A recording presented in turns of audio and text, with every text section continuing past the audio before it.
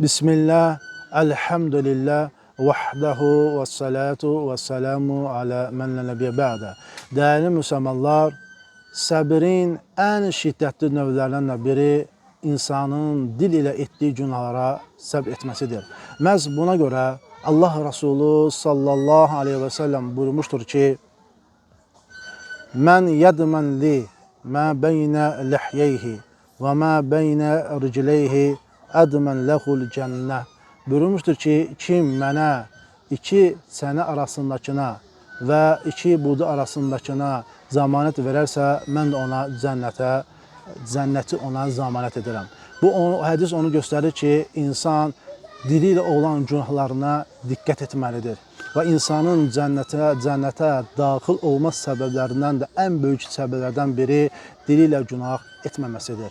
Və digər hədisdə Əbu Hüreyrə radiyallahu anhu rəvayət edir ki, mən Allah Resulü sallallahu aleyhi və səlləmdən belə eşitdim ki, belə söyləyir. İnnəl abdə lə yətəkəlləmu bil kəliməti mə yətəbəyyənu fiyhə yəzillu bihə finnəri əbə'ədə mimmə beynəl məşrik. Buyurur ki, qul fərqinə varmadan hələ bir söz danışa bilər ki, cəhənnəmin ateşinin içərisində günəşin doğduğu yer ilə və batdığı yerdən daha uzaq bir dərinliyə yuvarlanıb gedə bilər. Subhanallah, dəyərli müsəlmanlar, insan hələ bir kəmlə danışa bilər ki, insan onu öz əməllərini puç edərək cəhənnəmə giriftar ola bilər. Ona görə bu hədis bizə onu göstərir ki, insan daima danışıqlarına fikir verməlidir. Amma buna görə də Əbu Səid Əl-Xudri radiyallahu anh rəvayət edir ki, Allah Resulü sallallahu aleyhi və səlləm belə demişdir. Adəm oğlu səhər çıxdıqda, sabahlıqda onun bütün əzaları dilə yalvararaq belə söyləyir. Bizim haqqımızda Allahdan qorx, biz sənə tabi. Əgər sən doğru yolda olsan, biz də doğru yolda olarıq. Əgər sən əyri yolda olsan, biz də əyri yolda olarıq. Bu onu göstərir ki, bu hədis dəyərli müsəlmanlar, insanın dilinə görə bütün əzaları cəhənnəm ateşində yana bilər. Və ona görə də insanın bütün əzaları da dilə görə cəhənnəm ateşindən qutara bilər.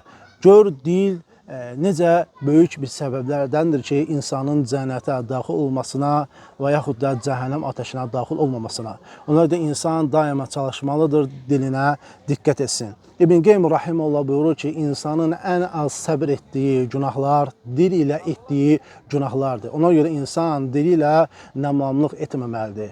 İnsanlar haqqında danışmamalıdır, yalan danışmamalıdır və sevdiyi insanları tərifləməməlidir. Nifrət etdiyi insanlar haqqında pis danışmamalıdır və insanlara tənə etməməlidir və dili ilə olan günahları uzaq deyəməlidir, yəni şiddətli dərəcədə.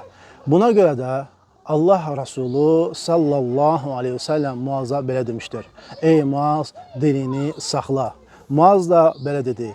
Ey Allahın Resulü, biz danışıqlarımıza görə cəza alacaqmı? Dedi ki, ey Muaz, insanların cəhənnəmdə burnu üstə sürüklənməsi onların dili ilə qazandığı şeylərə görə deyilmi? Subhanallah. Ona görə də dəyərli müsəlmanlar, biz danışıqlarımıza diqqət etməliyik. Diqqət etməliyik ki, o dilimizdən olan günahlara görə bütün əməllərimiz puç olmasın və danışdığımız bir kəmliyə görə cəhənnəmə giriftar olmayaq. İnsan gecə namazları qıla bilər, oruç tuta bilər, bütün savabları yerinə yetirə bilər. Lakin insan bir kəmlə Allaha qəzəbləndirəcək hələ bir şey danışa bilər ki, o bütün hər bir şey yox edər və həlaka düşər olar. Və Allah subhanahu ta'ala dua edirəm ki, Allah azza cələ bizim dilimizlə etdiyi günahlardan bizi qorusun. Subhanaka Allahumma bihamdik. Əşhədu ən la ilahə illa ənt. Əstəğfiruka və atubu ileyk.